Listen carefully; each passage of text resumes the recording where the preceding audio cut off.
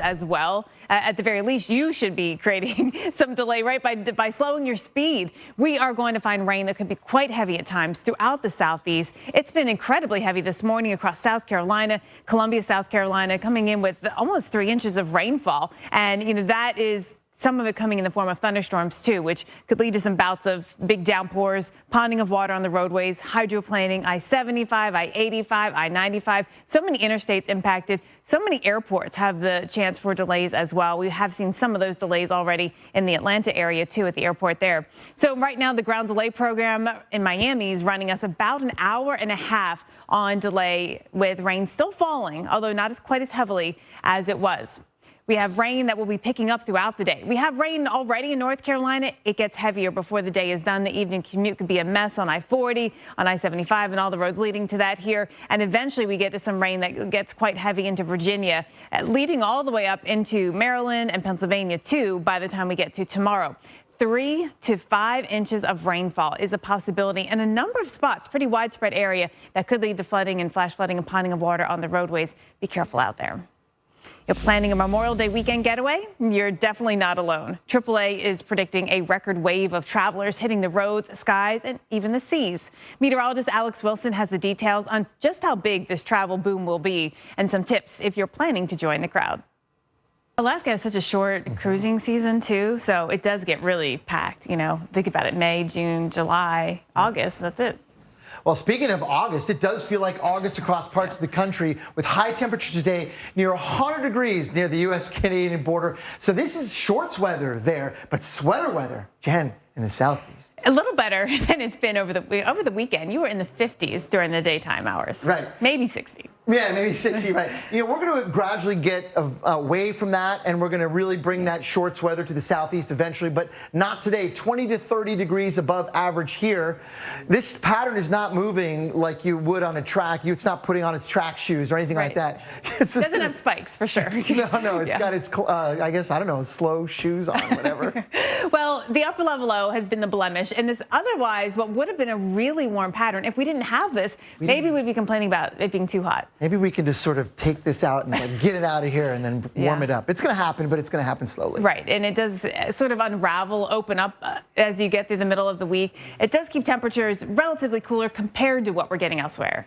Yeah, and 20 degrees above average is a lot, actually, in many cases. Temperatures in the 80s. But here's the thing, midweek, over 100 degrees in Dallas, Texas. We're going 103 on Wednesday. This is record-breaking territory to get this hot. Dallas, 103 on Wednesday, a lot of spots. And so you're going to be asking, all right, where's the upper level low? I want something to break the heat, right? It's up there. Yeah, it's up there.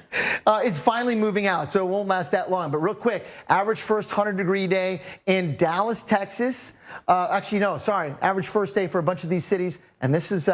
we're going to break that early. Yes, we are in some cases. All right, let's get your allergy tracker with all the heat out there. Worms smell like dirt, so maybe it's one and the same. Yeah. But, yeah.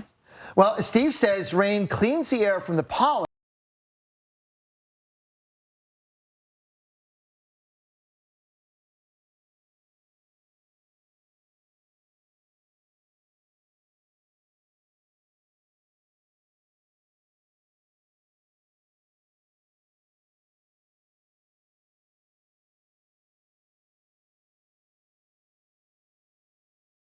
The big reds and oranges showing up on the radar, indicating the biggest rainfall rates, is now south of you. So as long as nobody sits in that for an extended period of time, I think that'll help mitigate some flash flood issues. But if you're traveling 75 south of Sarasota, heading towards Venice in Florida, you are in for a really rough ride because the visibility is very reduced there. That's what we were dealing with in southeast Florida earlier this morning, where we picked up nearly 4 inches of rain in Miami. Fort Lauderdale, we had some bursts of some heavier rain, but it was really, I think, southeast Florida. Again, the Miami Gardens area had some troubles on the roads there with some big rainfall. We've had estimates north of Miami 3.6, south of Miami 2.9. And then there were spots, not so at the airport for Lauderdale, but west of town that picked up more than 3 inches of rainfall based on those radar estimates. So still to come. Now, this is through tomorrow. We've got a chance of getting into some of the heavier rain, 1 to 2 inches, pretty widespread. And then areas may see 3 to 5, depending on that band that we're tracking just south of Tampa. See how that goes through and how quickly it moves through. Flood watches are up because of how much rain we've already already had and still what is yet to come. The big rainfall rates is really what drives the flash flooding concerns, and that is still a possibility. So here's what's happening. That one cluster that I've been tracking out there, that's now offshore, and that's giving us a little bit of a break from those huge downpours that we've seen. You can see, though, this is the moisture, how that's in place. So that, as long as we have something to make it rain, it's going to rain heavily. So we'll have to watch for those bigger rain concerns later on today. The other thing is the instability. There's some here, so there might be some thunderstorms with that big batch that we're seeing south of Sarasota. A lot of the instability here off the southeastern coast of Florida was moved out over the water, and it stabilized a little bit with the rain that we had, but it's going to build back. So thunderstorms are still a possibility. Maybe some severe weather is possible. It's not likely, but it's possible all through the southeast, including through the Florida Peninsula today.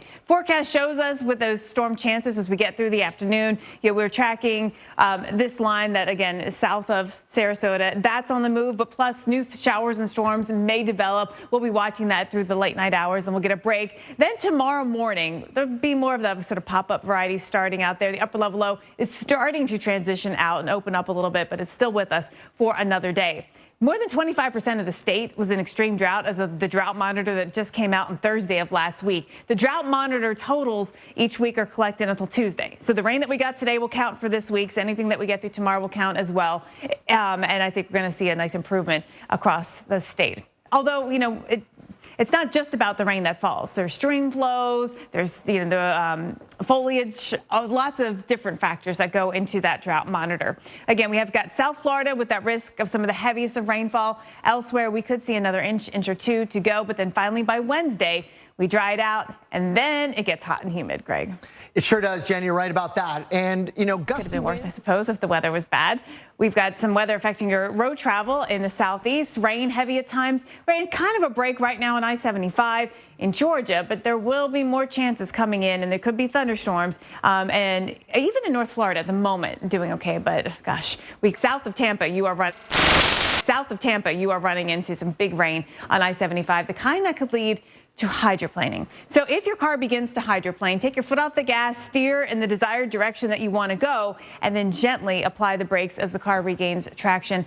It's a tough feeling, right? If you've ever hydroplaned, you feel your stomach sink, you feel like you have no control, and it's obviously it leads to a lot of folks running off the roads when it happens. So the Atlanta area midday dry. However, by the time we get to this afternoon, thunderstorms are back into the picture. Showers around in spots in Tennessee, Memphis, Nashville, Knoxville, all have a chance. Charlotte, you've got a pretty rainy day ahead pretty much all day long. It's going to be hard to get a lot of breaks out there. Then to the mid-Atlantic, rain actually gets worse as we get through today. Showers moving northbound up into Virginia. So I-81, I-64, if you're traveling 95, and all the roads leading to them are going to be impacted by some of this rainfall that could be heavy at times. Morning has been fine. Lunchtime is still fine. It's the afternoon rush hour home, which is going to be a problem with rain coming in, slowing things down. Then we go out to the west where we've got showers. Seattle, a few showers in the area. You can see the Bay Area. We had such a hot weekend, and now we get into rain and cool, and you know the drill, and it's causing delays at the airport. It's only 54 degrees, too. If that's where you're going, you want to plan for some coolish weather. And we've got about a 47-minute ground delay program, meaning you're delayed at your starting point, waiting to take off and get and land there at San Francisco. A couple more showers are possible through the day. We'll see some rain there, perhaps around Reno. It's possible. A couple of showers around Portland as well. And then scattered showers moving as we get into your Tuesday forecast. One thing I want to point out, the fact that you're seeing snow show up, it's in the mountains, but it tells you this is a cooler system that we are going to see on the move into the U.S. Then we get a bit of a break, but it's not a full break until we get to Wednesday. Through tomorrow morning, we do have a flood watch up, again, with the rain that we've had already and with more to come, and the risk of some of this rain coming in big rainfall rates. We've got concerns for flash flooding. There's the chance we do get another 1 to 2 inches, pretty widespread, with some pockets of 3 to 5 inches of rainfall. And that could lead to some urban flooding problems, especially. That was the issue this morning around the Miami Gardens area with the rain that just came down so heavily. Hard for storm drains to keep up with that. So that's the area getting the heaviest amounts of rain, but you've got spots, too, too. Maybe around Vero Beach and Melbourne Beach, we've got the chance of getting several inches of rainfall, inland areas as well. Up to the southeast, up to an inch of rain. We had some of our biggest rain already in Savannah and now in Columbia, South Carolina. And there are still some more showers to go. But the upper level low is finally starting to unravel. I mean, not yet. So you know what? We shouldn't count our chickens before they hatch, because I think I need to see it unraveling before I can say that. Nothing is ever for sure. With an upper level low. With an upper level low. Jen, thank you very much. We are still throughout the day today with that risk.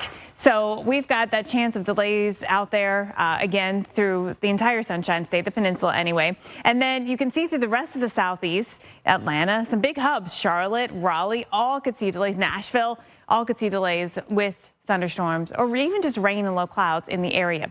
Plus, driving could be a little bit slower. You may need to slow down because of how heavy the rain is, leading to some hydroplaning. That's been happening for us across Central and South Florida already today. We've seen it in South Carolina, Columbia. At one point, you were looking at some big rainfall rates getting in close to more than an inch or so per hour. And that's the kind of rain that could be delaying your travel up here through the mid-Atlantic, as well as we see the rain continuing in North Carolina and then moving north into Virginia as we get through today and tonight. I-81, I-95 travel tomorrow could be especially slow with all the rain around, reducing visibility. And that rain does move north into Maryland, Delaware, parts of South Jersey, Pennsylvania. We get into rain. It won't necessarily be thunderstorms, but rain that could be heavy at times, especially across central Virginia. 3 to 5 inches of rain that could lead to some ponding of water on the roadways and the risk of hydroplaning. Now, if you're planning a Memorial Day weekend getaway, you are definitely not alone. AAA is predicting a record wave of travelers hitting the roads, skies, and even the seas. Meteorologist Alex Wilson has the details on just how big this travel boom will be and some tips if you're planning to join the crowd.